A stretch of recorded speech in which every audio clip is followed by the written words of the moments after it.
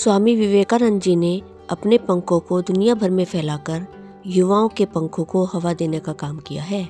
जिसका विवेक जाग गया उसके जीवन में फिर आनंद ही आनंद है।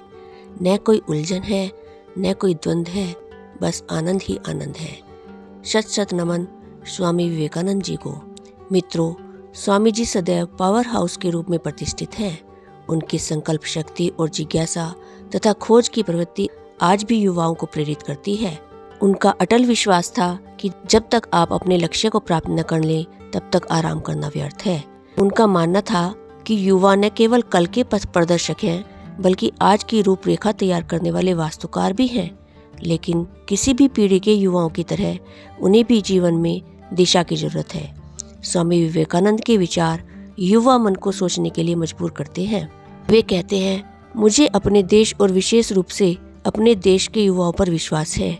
मेरी आशा तुम में है। मैं जो चाहता हूँ वह है लोहे की मांसपेशियाँ और स्टील की नसें, जिनके अंदर उसी तरह का दिमाग हो जो वज्र का बना होता है। विशेष रूप से मेरी आशा चरित्रवान, बुद्धिमान, दूसरों की सेवा के लिए सब कुछ त्यागने वाले और आज्ञाकारी युवाओं में निहित है, जो अपने और पूरे देश के लिए योगदान करें। विवेकानंद जी ने कहा था, सबसे पहले हमारे युवकों को मजबूत होना चाहिए, धर्म बाद में आता है। मेरे नौजवान साथियों, मजबूत बनो, यही मेरी आपको सलाह है। आप गीता अध्ययन की तुलना में फुटबॉल खेलने पर स्वर्ग के अधिक निकट होंगे। ये हैरान करने वाले शब्द हैं, लेकिन आपसे यह इसलिए कहना चाहता हूँ क्योंकि मैं आपसे प्यार करता हूँ। मुझे पता है कि जूता कहाँ चुभता है। मैंने थोड़ा अनुभव प्राप्त किया है। आप अपने मजबूत बाइसेप्स और मजबूत मांसपेशियों से गीता को बेहतर समझ पाएंगे। मित्रों, युवा प्रेरणा स्रोत, जिज्ञासा, संकल्प शक्ति आदि से परिपूर्ण श्रद्धेय स्वामी विवेकानंद जी के जीवन काल की कुछ महत्वपूर्ण कहानियां इस वीडियो के माध्यम से प्रस्तुत कर रही हूँ। यह वीडियो विवेकानंद जी के ज्ञान, व्यक्तित्व और चरित्र तथा उनके कुशाग्र बुद्धिमत्ता का परिचय कराने वाली है। एक बार एक अंग्रेज ने स्वामी विवेकानंद जी को भोजन पर आमंत्रित किया, लेकिन वह भारतीय धर्म को अन्य धर्मों से नीचा समझता था और उन्हें नीचा दिखाना चाहता था। उसने स्वामी जी के सामने सभी धर्म ग्रंथों को एक साथ रखा। उसमें सबसे ऊपर बाइबल और सबसे नीचे भगवद गीता को रखा। उसने सोचा स्वामी जी यह देखकर क्रोधित हो जाएंगे, लेकिन स्वामी जी ने उनको देखा और कुछ नहीं बोले। तो वह खुद ही बोलने लगा, स्वामी जी यह देखो मेरी किताबें, इन किताबों को पढ़ता हूँ मैं। फिर भी स्वामी जी कुछ नहीं बोले। फिर वह बोला, ठीक लगाई है ना मैंने सारी किताबें। वह भारतीय धर्म ग्रंथ की बेइज्जती करना चाहता था। स्वामी जी बोले, ठीक लगाए हैं आपने सारे ग्रंथ।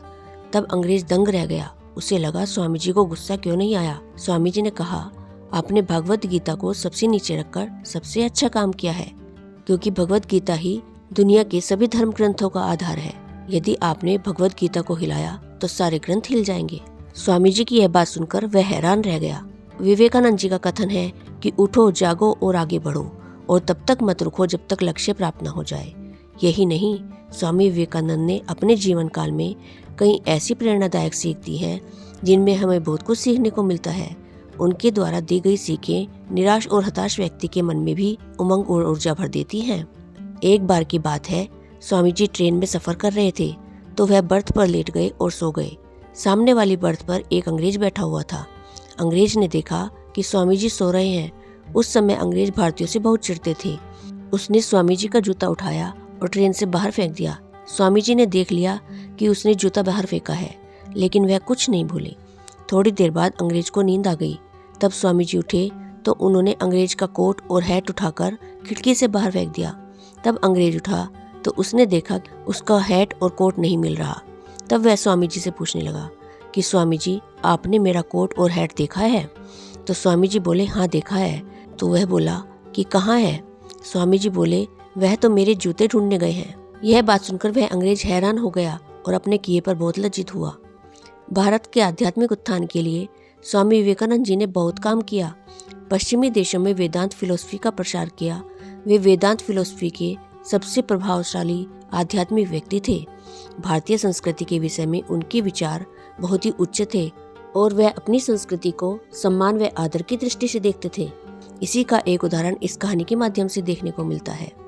गेरुआ वस्त्र, सिर पर बड़ी पगड़ी, एक हाथ में डंडा और कंधे पर बड़ी चादर। स्वामी विवेकानंद अमेरिका के शिकागो शहर में सड़कों पर होते हुए कहीं जा रहे थे। उनका यह परिधान सड़क पर चल रहे अमेरिकी लोगों के लिए जिज्ञासा का विषय बन गया। स्वामी जी एक भिक्षु की तरह कपड़े पहनते थे। वो एक तपस्वी का जीवन जीते थे, दुनिया भर में यात्रा करते थे और तरह तरह के लोगों से मिलते थे। उनका परिधान देखकर एक विदेशी व्यक्ति ने उनकी पगड़ी खींच ली। स्वामी जी ने उससे अंग्रेजी में पूछा, तुमने मेरी पगड़ी क्यों खींची? पहले तो वह व्यक्ति स्वामी जी की अंग्रेजी सुनकर हैरान रह गया। उसने पूछा, आप अंग्रेजी बोलते हैं, क्या आप शिक्षित हैं? स्वामी जी ने कहा कि हाँ, मैं पढ़ा लिखा हूँ और सज्जन हूँ। इस पर विदेशी ने कहा कि आपके कपड़े देखकर तो यह नहीं लगता कि आप सभ्य व्यक्ति हैं। आपका बाकी सामान कहाँ है? स्वामी जी बोले, बस यही सामान है। कुछ लोगों ने व्यंग किया, अरे ये कैसी संस्कृति है आपकी? तन पर केवल एक भगवा चादर लपेट रखा है, कोट पतलून जैसा कुछ भी पहना हुआ नहीं है। इस पर स्वामी विवेकानंद जी मुस्कुराए और बोले, हमारी संस्कृति आपकी संस्कृति से भिन्न है। आपकी संस्कृति का निर्माण आपके दर्जी करते हैं, जबकि हमारी संस्कृति का निर्माण हमारा चरित्र करता है। संस्कृति वस्त्रों में नहीं, चरित्र के विकास में है। यह सुनकर वहाँ खड़े सभी व्यक्ति लज्जित हो गए और स्वामी जी से बहुत प्रभावित हुए। स्पिरिचुअल गुरु स्वामी विवेकानंद जी ने देश के युवाओं में प्रगति के लिए नया जोश और उत्साह भर दिया। वह कहते थे, सारी शक्ति आपके अंदर है, आप कुछ भी और सब कुछ कर सकते हैं। अपने आप पर यकीन रखो, आप किसी मार्गदर्शन के बिना भी सब कुछ कर सकते हैं। खड़े हो जाओ और अपने भीतर की दिव्यता को व्यक्त करो। स्वामी विवेकानंद जी ज्ञान, साहस और त्याग की साक्षात मूर्ति थे। उनसे जुड़ी बहुत सारी बातें हैं जो इंसान को आज भी जीवन में सकारात्मक रूप से आगे बढ़ने की प्रेरणा देती हैं। ऐसी ही एक कहानी का जिक्र मैं आपसे करना चाहती हूँ। एक बार स्वामी विवेकानंद जी विदेश गए, जहाँ उनके स्वागत के लिए कई लोग आए हुए थे। उन लोगों ने स्वामी विवेकानंद की तरफ हाथ मिलाने के लिए हाथ बढ़ाया और इंग्लिश में हेलो कहा, जिसके जवाब में स्वामी जी ने दोनों हाथ जोड़कर नमस्ते कहा। उन लोगों को लगा कि शायद स्वामी जी को अंग्रेजी नहीं आती है, तो उन लोगों में से एक ने हिंदी में पूछा, आप कैसे हैं? तब स्वामी जी ने कहा, I am fine, thank you. उन लोगों को बड़ा ही आश्चर्य हुआ। उन्होंने स्वामी जी से पूछा कि जब हमने आपसे इंग्लिश में बात की तो आपने हिंदी में उत्तर दिया, और जब हमने हिंदी में पूछा तो आपने इंग्लिश में कहा, इसका क्या कारण है? तब स्वामी जी ने कहा, जब आप अपनी माँ का सम्मान कर रहे थे तब मैं अपनी माँ का सम्मान कर रहा था, और जब आपने मेरी माँ का सम्मान किया तब मैंने आपकी माँ का सम्मान किया। मित्रों, यदि किसी भी भाई बहन को इंग्लिश बोलना या लिखना नहीं आता तो उन्हें किसी के सामने भी शर्मिंदा होने की जरूरत नहीं है, बल्कि शर्मिंदा तो उन्हें होना चाहिए जिन्हें हिंदी नहीं आती, क्योंकि हिंदी ही हमारी राष्ट्रभाषा है। हमें तो इस बात पर गर्व होना चाहिए कि हमें हिंदी आती है। युवा सदैव स्वामी जी को अपनी प्रेरणा का स्रोत मानते हैं। एक बार स्वामी विवेकानंद जी किसी काम से अमेरिका गए हुए थे। जब वो एक कार्यक्रम में शामिल होने जा रहे थे, तभी उनके पास एक अंग्रेज आया और बोला, आपके देश में माँ को भगवान से भी ऊंचा दर्जा क्यों दिया जाता है? पिता को इतना सम्मान क्यों नहीं दिया जाता? पिता का महत्व भी तो उतना ही है जितना माँ का है। स्वामी जी, आपके यहाँ माँ को इतना सम्मान क्यों दिया जाता है? स्वामी जी मुस्कुराए और अंग्रेज से बोले कि पिता का महत्व उतना ही है, मैं मानता हूँ, लेकिन माँ का महत्व उससे भी ज्यादा है। वह अंग्रेज बोला कि मुझे तो ऐसा नहीं लगता। फिर स्वामी जी मंद मंद मुस्कुराए और अंग्रेज से बोले, पास वह एक पत्थर पड़ा है, उसे ले आओ। अंग्रेज दौड़ा दौड़ा गया और पास पड़ा एक पत्थर उठा लाया। स्वामी जी ने उससे कहा, अब इस पत्थर को एक कपड़े में बांधकर अपनी कमर से लटका लो। पत्थर को कमर से लटकाने के बाद स्वामी जी ने उससे कहा, जाओ, अब तुम 2 घंटे बाद फिर मेरे पास आना, मैं तुम्हारे सवाल का जवाब तुरंत दूंगा। लेकिन ध्यान रहे, कमर में बंधे इस पत्थर को तुम्हें एक पल के लिए भी नहीं उतारना है। वह अंग्रेज ठीक है कहकर वहां से चला गया। कमर में पत्थर बंधे होने की वजह से उसे चलने फिरने, उठने बैठने में काफी तकलीफ हो रही थी। 2 घंटे के बजाय वह 1 ही घंटे में वापस आकर स्वामी जी से कहने लगा, मुझे नहीं चाहिए अपने सवाल का जवाब, कृपया आप मुझे इस पत्थर को कमर से हटाने की इजाजत दे दीजिए। स्वामी जी ने उसकी तरफ मुस्कुराते हुए देखा और बोले, इसीलिए तो हमारे हिंदुस्तान में माँ को प्रथम पूजनीय माना जाता है, उसका स्थान देवताओं से भी ऊंचा माना जाता है। तुम इस पत्थर को अपने कमर में केवल 1 घंटे भी नहीं रख सके, लेकिन माँ एक बच्चे को पूरे 9 महीने तक अपने कोख में रखती है, वो भी बिना एक शब्द बोले, खुशी खुशी। अब अंग्रेज स्वामी जी के आगे नतमस्तक हुआ। माँ हर दर्द, हर तकलीफ खुद झेलती है, लेकिन अपनी संतान पर कोई आंच नहीं आने देती। इस दुनिया में बस एक माँ का प्यार व ममता ही निस्वार्थ है। इस छोटे से प्रसंग से यह सीख मिलती है कि हमें अपने माता के साथ ही सभी महिलाओं का पूरा सम्मान करना चाहिए। और कभी भी किसी की भी माता का अपमान नहीं करना चाहिए। हर हाल में माँ का आदर करें। कभी भी अपनी माता से ऐसी बात न करें जिससे उनके मन को दुख होता हो। मित्रों, ऐसे कुछ ही विद्वान होते हैं जो अपने जीवन को जन कल्याण के लिए समर्पित करते हैं। उन्हीं में से एक स्वामी विवेकानंद जी थे, जिन्होंने अपने राष्ट्र और संस्कृति के उत्थान के लिए आजीवन प्रयास किया। उनके ऊर्जा और राष्ट्रभक्ति को देखते हुए युवा विशेष रूप से प्रेरित होते हैं और आज उन्हें अपना आदर्श मानते हैं और उनसे अपने जीवन के उद्देश्यों को समझने का प्रयत्न करते हैं। इंग्लैंड से विदा लेने से पूर्व एक अंग्रेज मित्र ने स्वामी विवेकानंद जी से पूछा कि स्वामी जी, 4 वर्षों तक विलासिता, चकाचौंध तथा शक्ति से परिपूर्ण इस पश्चिमी जगत का अनुभव लेने के बाद अब आपको अपनी मातृभूमि कैसी लगेगी? स्वामी जी ने उत्तर दिया, यहाँ आने से पूर्व भारत के लिए मेरा जो प्रेम था वह और भी पवित्र हो गया है। अब मेरे लिए वह एक पुण्य भूमि है, एक तीर्थ स्थान है। ऐसी थी हमारे परम पूजनीय स्वामी विवेकानंद जी की भक्ति। 12 जनवरी 1863 को कलकत्ता में जन्मे ठाकुर श्री रामकृष्ण परमहंस देव के परम शिष्य गुरुदेव के आशीर्वाद से साधारण नरेन से असाधारण स्वामी विवेकानंद बन गए। स्वामी विवेकानंद जी का मानना था कि हर इंसान के जीवन में एक विचार या संकल्प निश्चित होना चाहिए और उस संकल्प के लिए अपना पूरा जीवन समर्पित कर देना चाहिए, तभी आपको सफलता मिलेगी। आध्यात्मिक गुरु स्वामी विवेकानंद जी भले ही आज दुनिया में नहीं हैं, लेकिन उनके विचार आज भी लोगों के जीवन को प्रेरणा से भरने का काम कर रहे हैं। स्वामी विवेकानंद जी का जीवन एक आम इंसान से बहुत ही अलग रहा है। वह बचपन से ही एक मेधावी और होनहार छात्र थे।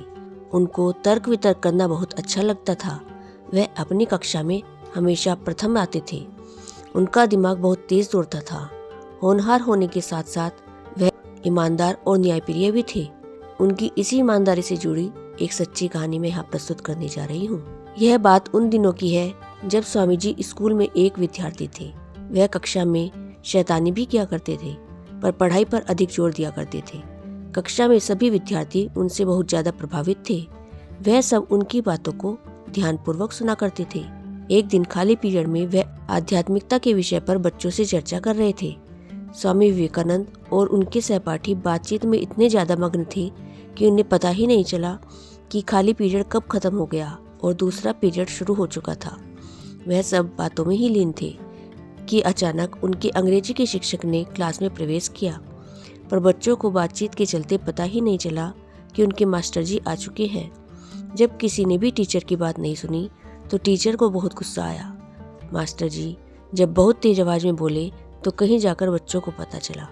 सभी ने मास्टर जी की बात न सुनने के लिए माफी मांगी, पर मास्टर जी का गुस्सा शांत नहीं हुआ। मास्टर जी ने बच्चों से कहा कि अगर वह सारे बच्चे यह सुना दें कि उन्होंने अभी अभी क्या पढ़ाया है तो मास्टर जी उन्हें माफ कर देंगे, नहीं तो सभी विद्यार्थियों को सजा मिलेगी। सिवाय स्वामी विवेकानंद जी के कोई भी बच्चा टीचर की पढ़ाई हुई बातों के बारे में नहीं बता सका। विवेकानंद जी ने वह सब कुछ सुना दिया जो मास्टर साहब पढ़ा रहे थे। मास्टर जी विवेकानंद के जवाब से बहुत खुश हुए और उन्होंने विवेकानंद को माफ कर दिया। बाकी के सभी बच्चों को सजा के तौर पर कक्षा से बाहर निकलने का फरमान सुना दिया। जब सब बच्चे कक्षा से बाहर निकलने लगे तो पीछे पीछे स्वामी विवेकानंद जी भी जाने लगे। यह देखकर मास्टर जी ने विवेकानंद को रोकते हुए कहा, नरेन, मैंने तुम्हें बाहर जाने के लिए नहीं बोला, मैंने तो इन बच्चों को कक्षा से बाहर जाने के लिए बोला है। इस पर विवेकानंद झट से बोले, लेकिन मास्टर जी, मेरी सजा यह सभी क्यों भुगते? दरअसल मैं ही इन सबको आध्यात्मिकता से जुड़ी कुछ बातें बता रहा था, तो ये सब लोग उन बातों को ध्यान से सुनने में मग्न थे, इसलिए सजा तो मुझे मिलनी चाहिए। स्वामी विवेकानंद की बात सुनते ही मास्टर जी खुशी के मारे गदगद हो उठे। वे विवेकानंद की ईमानदारी से बहुत प्रभावित हुए और फिर सभी बच्चों को माफ कर दिया। स्वामी विवेकानंद जी विश्व के महानतम व्यक्तियों में से एक हैं। उनकी जीवन गाथा पढ़कर ऐसा लगता है कि उनका हृदय बुद्ध जैसा और मस्तिष्क शंकराचार्य जैसा था। फिर भी उन्होंने कभी भी व्यक्तिगत नाम और प्रसिद्धि की लालसा नहीं की। वह हमेशा कहते थे कि वह बिना आकार की आवाज है। आज देश का युवा भटका हुआ नजर आ रहा है। वह राष्ट्र और मानवता के प्रति अपने कर्तव्यों से बेखबर अपने सेलफोन पर 2 GB डेटा के कोटा का उपयोग करने में तल्लीन है। स्वामी विवेकानंद ने देश के युवाओं को संदेश दिया था, आओ इंसान बने। उन्होंने युवाओं की क्षमता पर भी चर्चा की। वह कहते थे, युवा मानवता की सेवा के लिए खुद को प्रशिक्षित करें। वह युवाओं से लोहे की मांसपेशियां और फौलाद जैसे नशे चाहते थे। आज युवा असाधारण रूप से संवेदनशील है और उन्हें बस प्रोत्साहित करने की आवश्यकता है। यदि उन्हें सही मार्गदर्शन मिल जाए तो वह सब कुछ करने में सक्षम है जो स्वामी विवेकानंद जी चाहते थे, और इसी उद्देश्य से इस वीडियो को बनाया गया है। आशा करती हूँ कि इस वीडियो के माध्यम से हमारे देश के युवाओं को मार्गदर्शन मिलेगा। तो मित्रों, आशा करती हूँ कि स्वामी विवेकानंद जी के जीवन से जुड़ी इन कहानियों से आपको काफ़ी कुछ सीखने को मिला होगा। यदि आपको यह वीडियो अच्छा लगा है तो आप इसे लाइक शेयर जरूर कीजिएगा और आपके अपने चैनल वर्ड्स ट्रेजर को सब्सक्राइब कर लीजिएगा। Thank you.